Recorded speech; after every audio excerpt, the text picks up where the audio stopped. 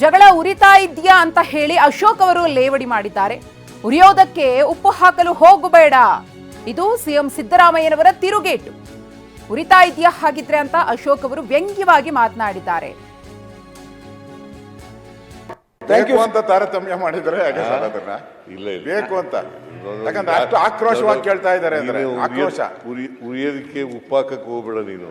ಉರಿತಾ ಇತ್ತು ಹಂಗಾರೆ, ಉರಿತಾ ಇದೆ ಗ್ಯಾರಂಟಿ. ನೀವೇ ಉರಿತಾ ಇದೆ ಅಂತ ಅಲ್ಲ, ಉರಿತಾ ಇದೆ.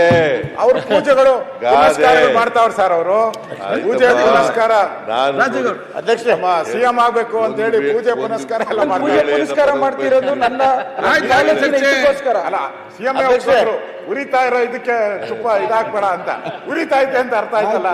ಜಗಳ ಉರಿತಾ ಇಲ್ಲ, ಗಾದೆ ಅದು.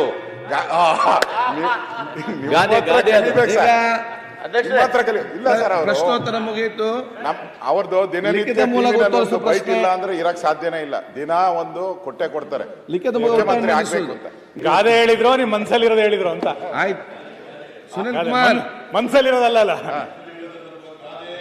ಸರಿ ಸರಿ. ನಿಮ್ಗೆ ಗಾದೆ ಗೊತ್ತಿಲ್ಲ ಅಂತಂದ್ರೆ ಏನ್ ಹೇಳೋದು? ಗಾದೆ ಹೇಳಿದ್ರೆ ಇನ್ನೊಂದ್ಸರಿ ಇನ್ನೊಂದ್ಸರಿ ಗಾದೆ ಬೇಡ ಸರ್, ಇನ್ನೊಂದ್ಸರಿ ಹೇಳ. ಉರಿಯೋದ್ರ ಮೇಲೆ ಉಪ್ಪಾಕಕ್ಕೆ ಹೋಗ್ಬೇಡಿ. ವಿರೋಧ ಪಕ್ಷದವ್ರು ಇರೋದೇ ಉಪ್ಪಾಕಕ್ಕೆ. ಹೊರ ಬರ್ತದೆ. ನಾವು ಉಪ್ಪು ಹಾಕಿದ್ರೆ ಪರವಾಗಿಲ್ಲ ಸರ್, ದಿನ ಅವರೇ ಉಪ್ಪು ಹಾಕ್ತಾವ್ರಲ್ಲ. ಆಯ್ತು ಅಶೋಕ್. ಈಗ ಅವ್ರು ಸುಮ್ಮನಿದ್ದಾರೆ, ನೀವ್ಯಾಕೆ ಸುಮ್ಮನೆ ಇರಲ್ಲ? ಯಾರು ಅವ್ರು ಸುಮ್ಮನೆ ಇರಲ್ಲ ಸರ್. ನಾನು ಬಹಳ ಸರಿ ಕೇಳಿದೆ, ಸುಮ್ಮನೆ ಇರಪ್ಪ ಅಂದ್ರೆ ಇಲ್ಲ ಸರ್, ನಾನು ಪೂಜೆ ಮಾಡಿಸ್ತಾ ಇದ್ದೀನಿ, ವ್ರತ ಮಾಡ್ಕೊಂಡಿದ್ದೀನಿ, ಏನು ಮಾಡ್ತಾ ಇಲ್ಲ. ನನ್ನ ಕನಸು ಸರ್, ಒಂದ್ಸರಿ ಅವ್ರು ಮುಖ್ಯಮಂತ್ರಿ ಆಗಬೇಕು ಅಂತ ಕನಸು ಸರ್ ಅಂತ ಪತ್ರಿಕೆ ಮಾಡಿದ್ರು ಕೂಡ, ಕಿತಾಪತಿ ಏನೇ ಮಾಡಿದ್ರು ಕೂಡ, ಪ್ರಚೋದನೆ ಏನೇ ಮಾಡಿದ್ರು ಕೂಡ ನಮ್ಮವ್ರು ಯಾರು ಕೂಡ ಪ್ರಚೋದಿತರಾಗಲ್ಲ. ಆಗಲ್ಲ. ನೀವೇ ಮಾಡಬಾರ್ದಾ? ನೀವೇ ದಿನ ಮಾಡ್ತಾರೆ ಪಾಪ. ಇಲ್ವಾ? 5 ವರ್ಷ ಇಲ್ಲ ಸರ್. ಯಾರು 5 ವರ್ಷ ಮುಖ್ಯಮಂತ್ರಿ? ನೀನೇ ಕೇಳ್ತೀಯ? ನನ್ಗೆ 5 ವರ್ಷ ಅಲ್ಲ ಸರ್, ನಾವು ಎದುರು ಮನೆಯವರು ಸರ್. ಕೇಳಪ್ಪ, ಎದುರು ಮನೆಯವ್ರನ್ನ ನೀವು ಕೇಳ್ರಿ. 5 ವರ್ಷ ಇರಿ ಅಂತ ಹೇಳಿ ಜನ ಆಶೀರ್ವಾದ ಮಾಡಿದ್ದಾರೆ. ನಾವೇ 5 ವರ್ಷ ಇರ್ತೀವಿ. ಬ್ಲಾಕ್ ಹಾರಿಸ್ತಾರ. 140 ಶಾಸಕರು ನಮ್ ಜೊತೆ ನಿಂತಿದ್ದಾರೆ. ನೀವು ಇದರಲ್ಲಿ ಉಳಿಯಕ್ಕೆ ಹೋಗ್ಬೇಡಿ. 140 ಜನ ನಮ್ ಜೊತೆ ನಿಲ್ಲಿದ್ದಾರೆ. ನಮ್ ಸರ್ಕಾರ ಇದೆ. 5 ವರ್ಷ ನಮಗೆ ಜನ ಆಶೀರ್ವಾದ ಮಾಡಿದ್ದಾರೆ. 2023ರಲ್ಲಿ 28ರಲ್ಲೂ ನಾವೇ ಬರ್ತೀವಿ. Thank you. ಈ ಕುರಿತು ಮತ್ತಷ್ಟು ಮಾಹಿತಿಯನ್ನು ಕೊಡೋದಕ್ಕೆ ನಮ್ಮ ಪ್ರತಿನಿಧಿ ಪ್ರಮೋದ್ ಇದೀಗ ನೇರ ಸಂಪರ್ಕದಲ್ಲಿದ್ದಾರೆ. ಪ್ರಮೋದ್, ನಾಯಕತ್ವ ಬದಲಾವಣೆಯ ವಿಚಾರಕ್ಕೆ ಸಂಬಂಧಪಟ್ಟಂತೆ ಕಾಂಗ್ರೆಸ್ನಲ್ಲಿ ಕಿಡಿ ಇರೋದಂತೂ ಸತ್ಯ, ಅದು ಬಹಿರಂಗವಾಗಿದೆ. ಆದರೆ ಎಲ್ಲೋ ಒಂದು ಕಡೆ ಹೈಕಮಾಂಡ್ ಸಂದೇಶದ ಮೇರೆಗೆ ಕಾಂಗ್ರೆಸ್ನವರು ತಣ್ಣಗಿದ್ರು ಕೂಡ ವಿಪಕ್ಷಗಳು ಅವರನ್ನ ತಣ್ಣಗಿರೋದಕ್ಕೆ ಬಿಡ್ತಾ ಇಲ್ಲ. ಉರಿಯೋ ಬೆಂಕಿಗೆ ತುಪ್ಪ ಸುರಿತಾರೆ ಅಂತಾರಲ್ಲ, ಹಂಗಾಗಿದೆ. ಸದನದಲ್ಲೂ ಕೂಡ ಅದೇ ವಿಚಾರ. ಏನು ಉದ್ದೇಶ ಇತ್ತು ಅದು ಈಡೇರ್ತಾ ಇಲ್ವಾ ಸದನದ್ದು ಅನ್ನೋದು ಈಗ ಸ್ಪಷ್ಟವಾಗಿ ಕಾಣಿಸ್ತಾ ಇದೆ ಇವತ್ತಿನ ಬೆಳವಣಿಗೆಗಳನ್ನ ನೋಡಿದಾಗ. ಪ್ರಮೋದ್, ಮಧುಶ್ರೀ, ಸದನದ ಉದ್ದೇಶ ಈಡೇರಿದೆ ಅನ್ನೋದಕ್ಕಿಂತ ಹೆಚ್ಚಾಗಿ ಸಹಜವಾಗಿ ಸದನದಲ್ಲಿ ಈ ಎಲ್ಲ ಕಲಾಪದಲ್ಲಿ ಈ ಎಲ್ಲ ವಿಚಾರಗಳು ಬರುವಂಥದ್ದು ಸಹಜ ಮತ್ತು ಪ್ರಸ್ತುತ ಕೂಡ. ಇದು ಈ ಬಾರಿ ಒಂದೇ ಅಲ್ಲ, ಹಿಂದೆ ಕೂಡ ಅಂದರೆ BJP ಆಡಳಿತದಲ್ಲಿದ್ದಾಗಲೂ ಕೂಡ ಕಾಂಗ್ರೆಸ್ನ ನಾಯಕರು ಆಡಳಿತಾರೂಢ ನಾಯಕರನ್ನ ಕಿಚಾಯಿಸುವಂಥದ್ದು, ಕಾಲಳಿಯುವಂಥದ್ದು, ತಮಾಷೆ ಮಾಡುವಂಥದ್ದು ಸಹಜವಾದ ಸಂಗತಿ. ಆದರೆ ಇವತ್ತಿನ ಕಲಾಪ ಕಾಂಗ್ರೆಸ್ ಮನೆಯಲ್ಲಿ ಏನೆಲ್ಲ ಬೆಳವಣಿಗೆ ಆಗ್ತಾ ಇದೆ ಅದರ ಪ್ರತಿಬಿಂಬವೇನೋ ಅನ್ನುವಂತೆ ಇತ್ತು. ಕಾಂಗ್ರೆಸ್ ಮನೆಯಲ್ಲಿ ಆಗ್ತಾ ಇರುವಂಥ ಬೆಳವಣಿಗೆಗಳ ಕೈಗನ್ನಡಿ ಥರ ಇತ್ತು. ಹೀಗಾಗಿ ಇವತ್ತಿನ ಬೆಳವಣಿಗೆಯನ್ನು ನಾವು ನೋಡೋದಾದರೆ ಮುಖ್ಯಮಂತ್ರಿಗಳ ವಿಚಾರಕ್ಕೆ ಸಂಬಂಧಪಟ್ಟಂತೆ, ಹಾಗೆಯೇ ಕಾಂಗ್ರೆಸ್ ಮನೆಯಲ್ಲಿ ಆಗ್ತಾ ಇರುವಂಥ ಕುರ್ಚಿ ಕದನಕ್ಕೆ ವಿಚಾರಕ್ಕೆ ಸಂಬಂಧಪಟ್ಟಂತೆ BJP ಮೊದಲಿಂದಲೂ ಕೂಡ ಸದನದ ಹೊರಗಡೆ ಟೀಕೆ ಮಾಡ್ತಾ ಇತ್ತು.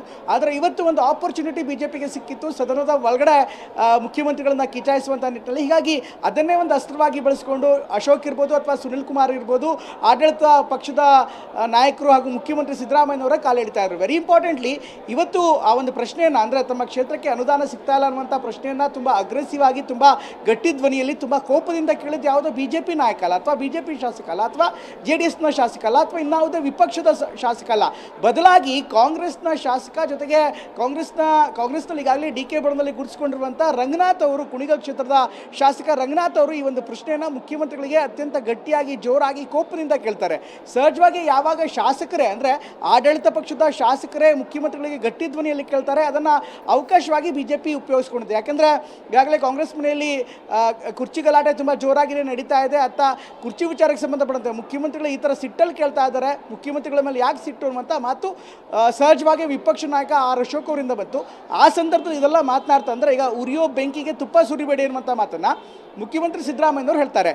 ಆವಾಗ ಪ್ರತಿಪಕ್ಷ ನಾಯಕ ಅಶೋಕ್ ಅವರು ಹಾಗಾದರೆ ಮನೆಯಲ್ಲಿ ಬೆಂಕಿ ಉರಿತಾ ಇರುವಂತೂ ಸತ್ಯ ಅನ್ನುವಂಥ ಮಾತನ್ನು ಕಿಚಾಯಿಸ್ತಾ ಇರ್ತಾರೆ. ಹೀಗಾಗಿ ಇವತ್ತಿನ ಸನ್ನಿವೇಶ ಏನಿತ್ತು ಅತ್ತ ಆಡಳಿತ ಪಕ್ಷದ ಶಾಸಕರೇ ಮುಖ್ಯಮಂತ್ರಿನ ಗಟ್ಟಿ ಧ್ವನಿಯಲ್ಲಿ ಏರು ಧ್ವನಿಯಲ್ಲಿ ಕೇಳೋದು ಒಂದು ಭಾಗ ಆದರೆ, ಇನ್ನೊಂದು ಕಡೆಗೆ ಎಟ್ ದ ಸೇಮ್ ಟೈಮ್ ವಿಪಕ್ಷ ನಾಯಕರು ಅದನ್ನೇ ಅಂದರೆ ಆಡಳಿತ ಪಕ್ಷದ ಶಾಸಕರೇ ಮುಖ್ಯಮಂತ್ರಿಗಳನ್ನ ಪ್ರಶ್ನೆ ಮಾಡ್ತಾ ಇರುವಂಥದ್ದನ್ನು ನೋಡಿ ನಾಯಕತ್ವಕ್ಕೆ ಹೇಗೆ ಸವಾಲಾಗ್ತಾ ಇದೆ, ನಾಯಕತ್ವವನ್ನು ಹೇಗೆ ಕಾಂಗ್ರೆಸ್ನ ಶಾಸಕರೇ ಪ್ರಶ್ನೆ ಮಾಡ್ತಾ ಇದ್ದಾರೆ ಅನ್ನೋದನ್ನು ಆ ಒಂದು ಚರ್ಚೆಗೆ ಅಥವಾ ಆ ಒಂದು ಚರ್ಚೆಗೆ ಇಡೀ ಸಂಪೂರ್ಣ ಬೆಳವಣಿಗೆಯನ್ನು ಸಂಗತಿಯನ್ನು ಒಂದು ಕಡೆಗೆ ಡೈವರ್ಟ್ ಮಾಡಿದ್ರು. ಅತ್ತ ಇದಕ್ಕೆ ಪ್ರತಿಕ್ರಿಯೆ ಕೊಡ್ತಾ ಮುಖ್ಯಮಂತ್ರಿ ನಾನು ಈಗಲೂ ಸಿ ಎಂ, ಈಗ ಹಾಲಿ ಕೂಡ ನಾನೇ ಸಿ ಎಂ ಆಗಿದ್ದೀನಿ, 5 ವರ್ಷ ನಮ್ಗೆ ಅಧಿಕಾರ ಕೊಟ್ಟಿದ್ದಾರೆ, ಆದರೆ ಅಂತಿಮವಾಗಿ ಹೈಕಮಾಂಡ್ ಹೇಳ್ದಂತೆ ಅನ್ನುವಂಥ ಮಾತನ್ನು ಹೇಳಿದ್ರು. ಆಗ ಸುನಿಲ್ ಕುಮಾರ್ ಅವರು ಈಗ ಅಂತಿಮವಾಗಿ ಹೈಕಮಾಂಡ್ ಅಂದ್ರಲ್ಲ ಅದೇ ಟ್ವಿಸ್ಟ್ ಇರುವಂಥದ್ದು ಅನ್ನುವಂಥ ಮಾತನ್ನು ಹೇಳ್ತಾ ಮತ್ತೆ ಸಂಪೂರ್ಣ ಕದನದ ಇನ್ಫ್ಯಾಕ್ಟ್ ಈ ಒಂದು ಮಾತಿನ ಕದನ ಇದೆ ಅದನ್ನು ಹೊಸ ಒಂದು ಆಯಾಮಕ್ಕೆ ಮತ್ತು ಹೊಸದೊಂದು ಆ್ಯಂಗಲ್ಗೆ ಅವರು ಕನ್ವರ್ಟ್ ಮಾಡಿದ್ರು. ಹೀಗಾಗಿ ಇವತ್ತಿನ ಸದನದ ಕಲಾಪ ಏನಿತ್ತು ಅದು ಕೇಳಿದ ಪ್ರಶ್ನೆ ಅನುದಾನದ ವಿಚಾರವಾಗಿ, ಆದರೆ ಅಂತಿಮವಾಗಿ ಕೊನೆಗೊಂಡಿದ್ದು ಮಾತ್ರ ಮುಖ್ಯಮಂತ್ರಿಗಳ ಕುರ್ಚಿ ವಿಚಾರಕ್ಕೆ. ಒಟ್ಟಿನಲ್ಲಿ ಸದನದಲ್ಲೂ ಕೂಡ ಇವತ್ತು ಮುಖ್ಯಮಂತ್ರಿಯ ಕುರ್ಚಿ ಗಲಾಟೆ ತುಂಬ ಗಟ್ಟಿಯಾಗಿಯೇ ಪ್ರತಿಬಿಂಬಿಸಿತು. ಮಧುಶ್ರೀ, ಧನ್ಯವಾದ ಪ್ರಮೋದ್ ತಮ್ಮೆಲ್ಲ ಮಾಹಿತಿಗಾಗಿ.